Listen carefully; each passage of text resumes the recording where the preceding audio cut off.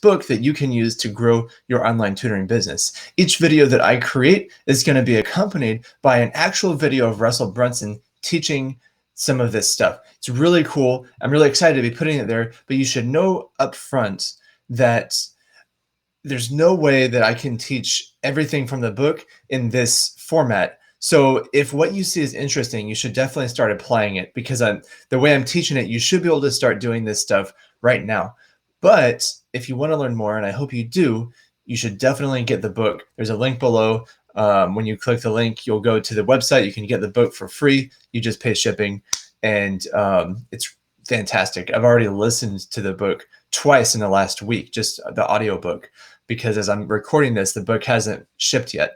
So, but I did get the audiobook, so I can tell you it's awesome. I've been studying online traffic methods for 3 years now, and this book has information that I've never encountered before, and it's not because I didn't do my research. So having said that, let's begin. Today's topic is finding your Dream 100. So what does that mean?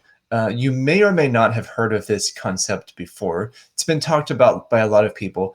The basic idea is that your Dream 100 is a list of 100 people that you want to develop a relationship with, well, which would eventually help your business. So you can use it in different contexts. Somebody might use a Dream 100 if they are selling things, like maybe if you're a publisher and you want to publish from certain authors, you would have a list of authors that you would develop a relationship from. So when they're ready to write a book, then they would come to you for publishing. Or the other way around, if you're an author and you want to find a great publisher, develop a list of the top publishers and make sure they know who you are. So when you're ready to get your book published, it's not difficult to get in the door.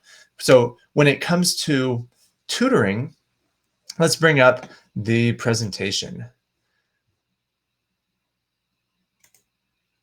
Okay, so this is the Traffic Secret Strategies presentation that I just put together for you. So first of all, you want to think about who your dream student is. What's your dream student? That's the type of student that you want to be teaching, the people that you want in your class. They could be children, they could be teenagers, they could be adults, they could be in any country in the world. Some people want to focus on a specific region. Other people want to focus on a continent or the whole world. It's up to you. So think about what they're interested in. So all kinds of different characteristics. And the list that I'm making here isn't everything that you should think about. So just think about, you could even draw a picture. What do they look like? And then just make a list of bullet points. Bam, bam, bam. Like they are interested. If your dream student is a teenager, they're interested in video games, and they're interested in food and coffee shops, and they like to wear trendy clothes and Nike shoes, and they love watching movies in English, but they don't always understand the movie. So that's the next thing. So how old are they? What problems are they trying to solve? So in this example, maybe your dream student wants to watch English language movies, but they don't understand, and the movies just go too fast. And if anybody here speaks more than one language, like I speak, just because I can speak Spanish doesn't mean I can watch a movie in Spanish and understand everything, because people speak very quickly, and in a movie things are loud or they're too quiet, and it's really hard.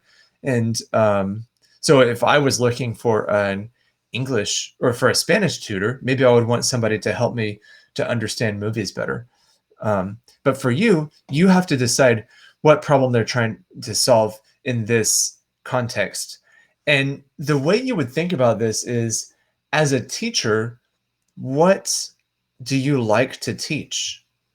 Okay, so if you like to teach basic English grammar, then you would look for a dream student that has problems that grammar can solve. So for example, if you're great at teaching grammar, like punctuation and spelling and how to use a parentheses, question marks, all of that, then maybe your dream student is taking classes and maybe they're not getting good grades in their English class and they want to get better. They want to get an A in their next test.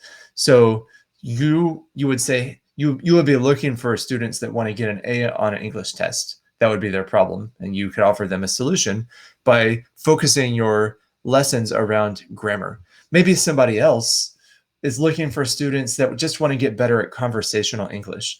Maybe your students love to travel and they want to visit New York City, but they are afraid that they won't be able to be understood. So your tutoring classes could be all about conversational English and maybe how to understand the New York accent, right? So think about these things, make a list. It doesn't have to be perfect. The idea is to just put these down, and this is going to be important for the next step. The next step is, where do they spend their time online? Now, this depends on a few variables. You would have to think about how old they are. You've got to think about what country they live in. But so if your students are too young to be spending time online doing much, or if your students are too young to actually be buying things, then really you would be looking at their parents, where their parents spending their time online, okay? But you can also target students. So younger people, maybe, for example, watching video game streams online is very popular. And so your dream student maybe likes to watch video game streaming on Twitch. So they spend their time there. But maybe their parent is reading the news on a certain website. So you can think about these things, and then you start to develop a connection to that content and that type of content. So then when you create a message, a marketing message, you can craft your language so that it'll be attractive to that type of student or that type of parent with that student. Does that make sense? Okay, let's go into this in a little bit more depth. So once you start to make your list and you start to look at where they're spending their time and the people that they're following, and look at the content that is being shared and posted, and on what platform. So it could be Facebook, Instagram, it could be Pinterest, it could be TikTok. If for people looking at students in China, you want to look for Chinese-based social media platforms. TikTok is one of them. There are many. And start to create content on those platforms. And the social media algorithm will start to optimize the searches, and so that people find the content that you're creating. And it's not an instant process. It takes some time for this to happen, but eventually people start to notice what the content that you're creating. And then you start to develop a following. When you have a following, then you can send them to your website. So then it doesn't matter what platform they were on before, you're moving them onto your website where you can deliver training or your lessons right there. And that's where you can sell them and like make them become a paid student like that. But that's getting ahead of ourselves a little bit. The main idea with this lesson is to just figure out who your dream student is and where they spend their time. Okay, so that's your dream 100. The idea with the number 100 is to come up with a list of 100 people or places that your students can be found, if that makes sense. Okay, let's look at some frequent questions. So what if they don't speak English? This is a question that comes up a lot. And to that I say, so let's have an example. If I wanted students in Japan, I don't speak Japanese. So how can I communicate that I'm an English teacher looking for students to the people in Japan? Well, it's pretty easy. All I do is create content that has a little bit of Japanese language on there, and you can use a translator or ask somebody for help, but it would just say English teacher looking for students or something like that in Japanese or whatever language of the country is. And then you would create a sample lesson. So maybe if it's a video lesson and you would talk for just 2 or 3 minutes, but on the screen it says, if you're looking for an English teacher, click the button below, okay? And then anybody who's looking for an English teacher who doesn't speak Japanese, if they're okay with that, then they'll click the button, they'll go to your website. You can use an automatic plugin so that the website gets translated for them.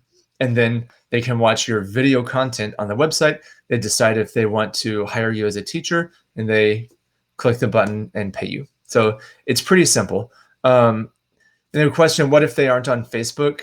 Yeah, just look at different social media platforms. You can post on all of them. That's what they're for. That's what social media is. If you want to pay for ads, you can. I don't recommend that in the beginning. I'm not an expert on paid advertising. I would hire somebody else to do that personally. So that's what I got for you today, everybody. Next up, watch the video by Russell Brunson. It's right next to this one on the same page you're on, and look for future videos talking about the Traffic Secrets book that's come out recently. I really recommend you get it if you're interested in an online tutoring business. All right, everybody, have a great day, and I'll talk to you again soon.